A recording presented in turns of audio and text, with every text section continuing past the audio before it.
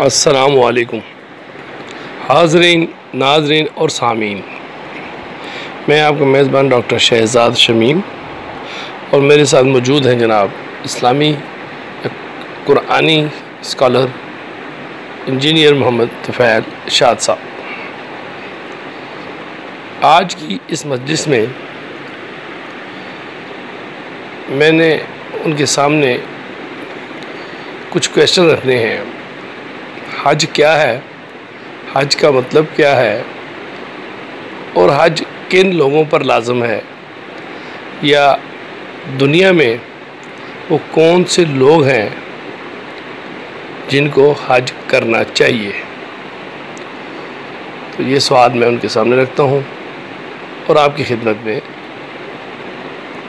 جناب انجینئر محمد طفیل شاد صاحب قرآن کی روشنی میں اس کا پورا مفہوم اور مقصد آپ پر بیان کریں گے۔ السلام علیکم سر، اس پہ تفصیل سے روشنی، قرآن کی روشنی میں، قرآن کی آیات کی روشنی میں پلیز بیان فرما دیجیے۔ بہت بہت شکریہ۔ بسم اللہ الرحمن الرحیم۔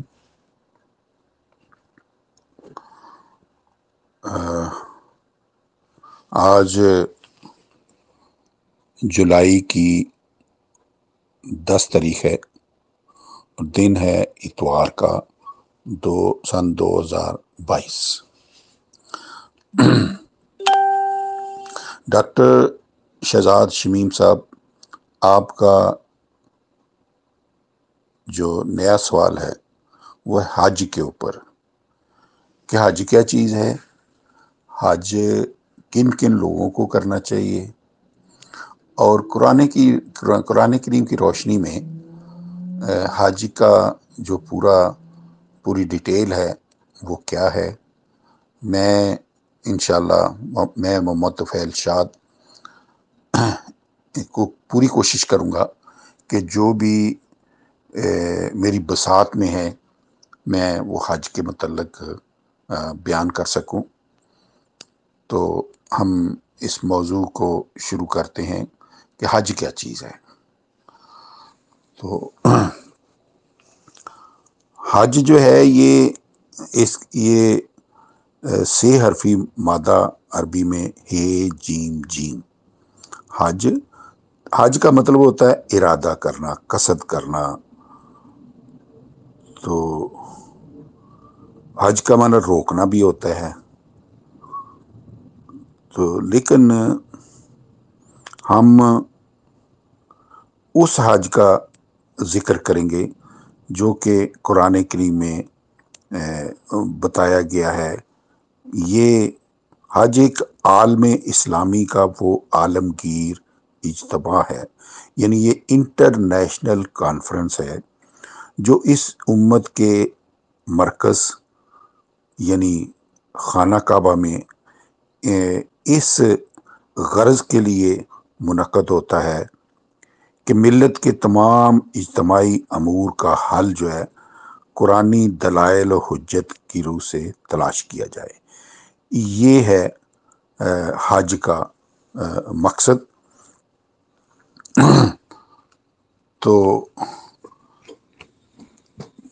اس سے ملتا جلتا آپ کا سوال یہ ہے کہ حج جو ہے یہ کن لوگوں پر، کون کون لوگ جو ہے وہ اس میں شریک ہو سکتے ہیں۔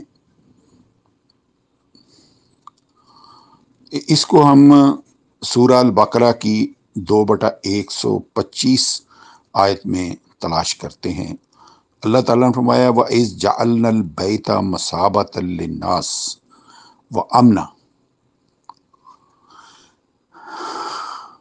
اور خصوصاً وہ وقت قابل ذکر ہے کہ جب ہم نے ابراہیم سلام اللہ کو امامت عالم سونپ کر اس کے عمل کے مطابق اسے گھر بیت الحرام کو تمام لوگوں کے عالمی اجتماع کا مقام اور حصول امن کا ضامن پایا۔ وَاتَّخَذُوا مِن مَّقَامِ إِبْرَاهِيمَ مُصَلًّى، یہاں اس بات کا میں ذکر کرتا چلوں کہ یہ جو یہاں لفظ آیا نا وَاتَّخَذُوا مِن مقام ابراہیم مصلی، تو یہ میم کے اوپر زبر ہے، یہ میم کے اوپر پیش نہیں ہے۔ عموماً لوگ اس کو مس انٹرپریٹ کرتے ہیں میم کے اوپر پیش لگا کے، تو یہ مقام ابراہیم نہیں ہے۔ یہ میں تو خیر حج کے لیے نہیں گیا، تو ڈاکٹر شمیم صاحب آپ تو حج کے لیے گئے ہیں، آپ تو حاجی ہیں، تو میں نے سنا ہے کہ وہاں انہوں نے ایک مقام ابراہیم کا، ایک ابراہیم سلام اللہ کا پاؤں کا جو ہے نا نقشہ وہ کریدا ہوا ہے، جس کو وہ مقام ابراہیم کہتے ہیں۔ حالانکہ وہ جو نا قرآن کریم کی دیکھا جائے تو وہ مقام ابراہیم نہیں ہے، مقام ابراہیم ہے۔ تو یہاں مقام کا مطلب مرتبہ ہے، سٹیٹس ہے۔ ابراہیم سلام اللہ کا مقام یعنی ان کا مرتبہ جو ہے وہ یہ تھا حصول امن کا ضامن، یعنی ان کا مقام تھا حصول امن کا ضامن۔ اور عہدنا الی ابراہیم و اسماعیل ان طہر بیتیا للطائفین والعاکفین والرکع السجود، اور یہ جو مقام ابراہیم ہے اس کو جائے صلات قرار دو، یعنی ایک تو یہ ہے کہ صلات جو ہے اس کی طرف رخ کر کے ادا کیا کرو، اور وہ وقت بھی قابل ذکر ہے کہ جب ابراہیم سلام اللہ نے صلات یا نظام ربوبیت قائم کرنے کے لیے اپنے بیٹے کو بیت الحرام کے نزدیک مکہ معظمہ میں آباد کیا، 14/1337 14/37۔ تو ہم نے عہدنا الی ابراہیم و اسماعیل، اور ہم نے ابراہیم اور اسماعیل سلام اللہ دونوں سے عہد لیا، دونوں سے وعدہ لیا کہ ان طہر بیتیا للطائفین والعاکفین والرکع السجود۔ یہاں یہ وہ حاجیوں کی کوالیفیکیشن کا ذکر ہے کہ میرے گھر کو پاک صاف رکھنا، کن کے لیے؟ طائفین کے لیے۔ طائف جو ہے یہ طوافہ سے ہے، تو طائف کا مطلب ہوتا ہے چوکیدار، جو وہ لوگ جو اپنے اپنے مقام پر اپنے اپنے ملکوں میں عوام کے لوگوں کے حفاظت کے چوکیدار ہوں۔ جی، اب یہ ایک اجتماعی لفظ اللہ تعالیٰ نے استعمال کیا ہے کہ دنیا میں وہ لوگ جو اپنی سوسائٹی کی حفاظت میں ہیں، چاہے وہ ڈیفنس میں ہے، عدلیہ میں ہے، جی انتظامیہ میں ہے، یعنی ایسے مندوب، ایسے لوگ جو کہ طائفین ہوں، لوگوں کی حفاظت کے پیرا دار ہوں، یہ کوالیفیکیشن کا یہ پہلی ہے شک۔ اور دوسرا ہے عاکفین۔ عکفہ کا مطلب ہوتا ہے موتی پرونا، بکھرے ہوئے موتیوں کو جمع کرنا، یعنی ایسے لوگ جو عوام کو، سوسائٹی کو جمع رکھیں، ان کو منتشر نہ کریں۔ ہاں جی، اور اس میں بھی آپ دیکھ لیں کہ کون سے جو کردار ہیں اپنے اپنے ملکوں میں کہ جو سوسائٹی کو جمع رکھتے ہیں کہ ان کی سوسائٹی جمع رہے، بکھر نہ جائے، وہ لوگ اس میں حصہ لے سکتے ہیں۔ والرکع السجود، اور ایسے لوگ ہوں جو رکوع کرنے والے، جو قانون کے سامنے جھکنے والے ہوں، اور سجود ڈاؤن ٹو ارتھ ہوں، یہاں تک کہ وہ قانون کو سجدہ کرنے والے ہوں، یعنی وہ لوگ جو ہے حج میں شریک ہو سکتے ہیں۔ تو اس آیت میں حاجی کی جو کوالیفیکیشن ہے وہ اللہ تعالیٰ نے بتا دی ہے۔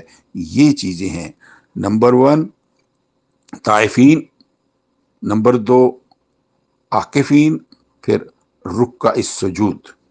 یہ 3-4 کوالیفیکیشنز ہیں. جو لوگ اس پر پورا اترتے ہیں وہ لوگ جو ہے نا حج کرنے جا سکتے ہیں. اس کے علاوہ ٹھیک ہے مسابت للناس تو ہے ہی ہے کہ یہ لوگ یہ عوام الناس کے آنے جانے کا مقام ہے، لیکن جو اس میں شریک ہوں گے، جو اس میں کردار ہوں گے، وہ یہ لوگ ہوں گے. تو اب مزید ہم ڈیٹیل دیکھتے ہیں کہ آگے والی آپ کا سوال یہ ہے کہ حج کیا چیز ہے ایکچولی. اس کو ہم دیکھتے ہیں سورہ آل عمران کی آیت نمبر 96 میں. تو یہ جیسے میں پہلے بتا چکا ہوں کہ بیت اللہ شریف جو پوری نوع انسانی کی امن کی ضمانت کے علم بردار کی حیثیت سے آج تک مکہ معظمہ میں موجود ہے اور یہ انشاءاللہ قیامت تک موجود رہے گی. اللہ تعالیٰ 3/96 میں فرماتا ہے اِنَّا اَوَّلَ بَيْتٌ وُضِعَ لِلنَّاسِ لَلَّذِي بِبَکَّةَ مُبَارَكًا وَهُدًى لِلْعَالَمِينَ. بلا شبہ پہلا گھر، اول بیت، پہلا گھر یعنی اولین مرکزی مقام جو لوگوں کے نام ہدایت نامے جاری کرنے کے لیے وضع کیا گیا تھا، وہ کہاں ہے؟ مکہ معظمہ میں، اور وہ برکت والا ہے اور دنیا بھر کے لوگوں کے لیے امن کے ہدایت نامے جاری کرنے کا مرکز ٹھہرایا گیا ہے. 3/97 جو آگے آیت جو ہے وہ آ رہی ہے اس کا بھی ہم ذکر کرتے ہیں ابھی کہ یہاں ایک چیز کو عموماً مس انٹرپریٹ کیا جاتا ہے، مسئلے کی حقیقت جس کو بدل کے رکھ دی گئی ہے. یعنی بیت اللہ شریف کو صرف زیارت گاہ بنا کر رکھ دیا گیا ہے اور حج کو صرف زیارت کا سفر، حالانکہ حقیقت حال جو ہے وہ اس سے برعکس ہے. 3/97 فیہ آیاتم بیناتم یہاں بھی مقام و ابراہیم اللہ تعالیٰ نے، یہ میم کے اوپر پیش نہیں ہے، میم کے اوپر زبر ہے. مقام و ابراہیم ومن دخلہ کان آمنا وللہ علی الناس حج البیت من استطاع علیہ سبیلا ومن کفر فإن اللہ غنی عن العالمین. ہدایت عالمین کے اس مرکز میں اس ابراہیم کا ایک مقام ہے، اس کا ایک مرتبہ ہے، ایک سٹیٹس ہے. اور وہ سٹیٹس کیا تھا کہ جو ہر دین باطل سے کٹ کر دین حق کی طرف جھکنے والا تھا. تو مقام ابراہیم وہ یہی ہے کہ آج جو مسلمان ہیں ان کو بھی یہ چاہیے کہ جو چیز باطل ہے اس سے کٹ کر صرف دین حق کی طرف جھکنے والے ہو جائیں. اور اللہ تعالیٰ فرماتا ہے کہ جو شخص بھی اس نظام میں داخل ہوا وہ امن پانے والا ہوا، اور جو اس مرکز تک پہنچنے کی طاقت پائے، وَلِلَّهِ عَلَى النَّاسِ حِجُّ الْبَيْتِ مَنِ اسْتَطَاعَ عَلَيْهِ سَبِيلًا. اور یہ جو استطاعت یہ میں پہلے بیان کر چکا ہوں آپ کو، یعنی کن لوگوں میں استطاعت ہے، وہ 3 کوالیفیکیشن کے لوگ ہیں جو وہاں آ سکتے ہیں. ان پر یہ لازم ہے کہ ارادہ کرنا اللہ کے گھر کا خالص اللہ کے لیے، للہ یعنی for the welfare of mankind, یعنی عوام کی بلائی کے لیے. حج جو ہے یہاں اللہ تعالیٰ نے بتا دیا ہے کہ للہ علی الناس حج البیت من استطاع علیہ، کہ تمام لوگوں، یہ صرف مسلمانوں کا ذکر نہیں آیا، الناس ذکر آیا ہے، اور for the welfare of mankind آیا ہے، عوام کی بھلائی کے لیے۔ جو کوئی اس مرکزیت کا انکار کرے گا، ہاں جی، ومن کفر فإن اللہ غنی عن العالمین، جو کوئی اس مرکزیت کا انکار کرے گا اس کا اپنا ہی نقصان ہوگا۔ اللہ تعالیٰ لوگوں کے اقرار و انکار سے بے نیاز ہے۔ کوئی اس مرکز کا انکار کرے یا اقرار کرے، اللہ تعالیٰ اس سے بے نیاز ہے۔ یہاں جو ہے ہمیں یہ پتہ چلا ہے کہ حج جو ہے نوع انسانی کی بھلائی کے لیے ہے، for the welfare of mankind ہے۔ یہ ایک سالانہ عالمی پروگرام ہے، اگرچہ یہ مفہوم حج کے عمومی مفہوم سے مختلف ہے، یعنی عام جو مفہوم لیا جاتا ہے اس سے یہ مفہوم مختلف ہے، لیکن اس پر جو 22 اور 28 اللہ تعالیٰ فرماتا ہے کہ لیشہدوا منافع لہم، تاکہ لوگ بیت الحرام کے عالمی مرکز میں اپنی فائدوں کے لیے، اپنے اپنے فائدوں کے لیے حاضر ہوا کریں۔ اب یہ جو 3/97 ہے، اس کے آخر میں اللہ تعالیٰ نے وضاحت کر دی ہے کہ جو فرد یا قوم اس عالمی مرکز کا انکار کرے گی وہ اللہ تعالیٰ کا کچھ نہ بگاڑ سکے گی، بلکہ خود ہی امن کی نعمت عظمیٰ سے محروم رہے گی۔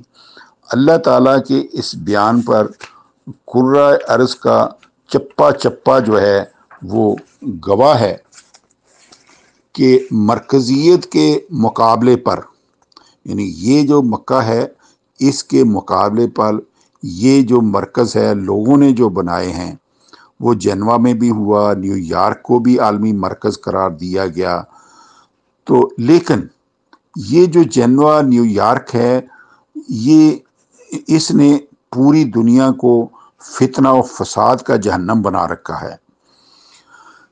تو یہ بھی اس کی وضاحت کرتے چلیں کہ امن عالم کا اصل علم بردار جو ہے وہ ضابطہ الہی ہے، جو قرآن کریم سے پہلے تورات، انجیل وغیرہ میں، کتب الہیہ میں بھی محفوظ تھا۔ بیت اللہ کا عالمی مرکز بھی ضابطہ خداوندی یعنی ضابطہ الہی کے نفاذ کے ذریعے ہی امن کا ضامن ہے، جس کی ایک ایک شک پر عمل کرنا ضروری ہے۔ تو یہ ہے ڈاکٹر صاحب جو قرآن کریم سے ہمیں حج کے متعلق پتہ چلتا ہے کہ بھائی یہ حج ہے، تو یہ اس کا مقصد ہے۔ اب دنیا میں جو جتنے بھی حج ڈیلیگیشنز آئیں گے وہ یہاں مکہ میں آئیں گے، اور وہ ایک عالمی امن کانفرنس کے طور پر اس میں شرکت کریں گے۔ اس میں یہ کہیں نہیں لکھا کہ یہ صرف مسلمانوں کے لیے ہوں گے، کیونکہ اللہ تعالیٰ کی نظر میں پوری نوع انسانی کان الناس امتم واحدتاً 2/213 2/213 کے مطابق پوری نوع انسانی ایک ہی امت ہے، اور پوری امت کے مسائل جو ہیں وہ بھی تقریباً ایک جیسے، ایک دوسرے سے ملتے جلتے ہیں، جو امن کے مسائل ہیں۔ لہذا یہ ہے جو حج کا مقصد۔ اس کی مزید ڈیٹیل بھی ہے کہ وہ کہ اس میں جنگ بند ہوگی، اس میں شکار نہیں ہوگا، یہ وہ ایک علیحدہ ڈیٹیل ہے، اس پر ایک علیحدہ جو ہے ویڈیو یا آڈیو ویڈیو بنائی جا سکتی ہے۔ تو یہاں تک تو اتنا ہے، باقی اگر مزید بھی اگر اس میں کوئی سکم رہ گیا ہو تو آپ پوائنٹ آؤٹ کریں، ہم اس کا بھی میں انشاءاللہ اس کا جواب دوں گا۔ وما علینا الا البلاغ۔ خواتین و حضرات، یہ تھے قرآنی اسکالر انجینئر محمد طفیل ارشاد صاحب، جنہوں نے آج ہمیں بتایا حج کیا ہے، حج کا مطلب کیا ہے، اور حج کن لوگوں پہ فرض، لازم یا لاگو ہے۔ للطائفین والعاکفین الرکع السجود، ان کے مطلب کیا ہے؟ یہ وہ اہلیت ہے، یہ وہ شرطیں ہیں، شروط ہیں جن پہ یہ لاگو ہوتی ہیں، وہی لوگ حج کر سکتے ہیں۔ اور انشاءاللہ جلدی ایک نئی نشست اور نئے کویسچن کے ساتھ آپ کی خدمت میں حاضر ہوں گے۔ آج ہم پہ عیاں ہو گیا ہے کہ حج کا مطلب کیا ہے، اور جیسے کہ 2 دن پہلے مکہ شریف میں حاجی لوگ جمع ہوئے اور حج ادا کیا، اور لاکھوں لوگ جو ہیں ہر سال حج کرتے ہیں۔ ہم نے دیکھا کہ کیا وجہ ہے کہ آج ان جو حج جو ہم کرتے ہیں اس میں وہ برکات نہیں ہے، وہ نتائج ہمارے سامنے نہیں آ رہے۔ تو آج ہمیں ان وجوہات کا بھی پتہ چل گیا کہ مین مقصد کیا تھا حج کا، اور ہم نے کیا بنا دیا۔ ہم نے ایک ٹورسٹ اسپاٹ بنا دیا، ہم نے ایک قسم کی ایک ایکٹیویٹی رکھ لی اپنے لیے مکہ شریف جانے کی، جبکہ اس کا مین مقصد حیات کچھ اور تھا کہ پوری دنیا میں ایک امن کے حساب سے عالمی سربراہی کانفرنس ہو، جس میں جب کبھی ملکوں کو ضرورت پڑے وہ ایک مکہ شریف میں امن کے شہر میں اکٹھے ہوں اور امن کے حوالے سے اپنے مسائل حل کریں۔ اگر کچھ 2-3 ملکوں میں آپس میں لڑائی ہو جاتی ہے کہ کسی وجوہات سے، کچھ وجوہات کی بنا پہ آپس میں اختلاف پیدا ہو جاتے ہیں، یا کوئی عالمی وبائی قسم کی کوئی مرض لاحق ہو جاتی ہے، پھیل جاتی ہے، تو ایسی کوئی بھی انہونی آفت یا کسی ملک کی کوئی مطلب ہے کہ زرعی معاملات میں، خوراک کے معاملات میں مسائل کا وہ شکار ہو جاتا ہے، تو ایسے ملک کی کیسے ہیلپ کرنی چاہیے، یا ایسی قوم کی کیسے ہیلپ کرنی چاہیے۔ تو یہ مین مقصد تو یہ تھا۔ ہم لوگوں کو جب سے اسلام مولویوں کے ہاتھوں میں دیا ہے، ان سادہ لوگوں کے ہاتھوں میں دیا ہے، انہوں نے اس کو ایک قسم کی ایکٹیویٹی اور سرگرمی سال میں ایک دفعہ کے حساب سے بنا کے چھوڑ کے رکھ دی ہمارے اوپر۔ یہ سال میں جب کبھی ضرورت پڑے ملکوں کو یہ ادا کی جا سکتی ہے۔ تو آج ماشاءاللہ قرآن اسکالر انجینئر محمد طفیل شاہ صاحب نے ہم پہ یہ چیز مزید وضاحت کے ساتھ پیش کر دی ہے۔ یہ انجینئر محمد طفیل شاہ صاحب زمانہ طالب علمی سے ہی قرآن کے ساتھ شغف ہونے کی وجہ سے کچھ اساتذہ سے انہوں نے عربی گرامر قرآن کی نقطہ نظر سے سیکھی، اور پھر پورے قرآن مجید کو سمجھا۔ جبھی اس حد تک ان کی گرفت مضبوط ہوئی کہ یہ ہمیں بتانے کے قابل ہو گئے، اور آج ماشاءاللہ سینکڑوں کے حساب سے یہ آرٹیکل بھی لکھ چکے ہیں، اور سینکڑوں بار مختلف موضوعات پہ مختلف جگہوں پہ لیکچر بھی دے چکے ہیں۔ اسی کے ساتھ اجازت دیجیے، جلدی ایک نئی نشست کے ساتھ، نئے سوال کے ساتھ آپ کی خدمت میں حاضر ہوں گے۔ پاکستان زندہ باد۔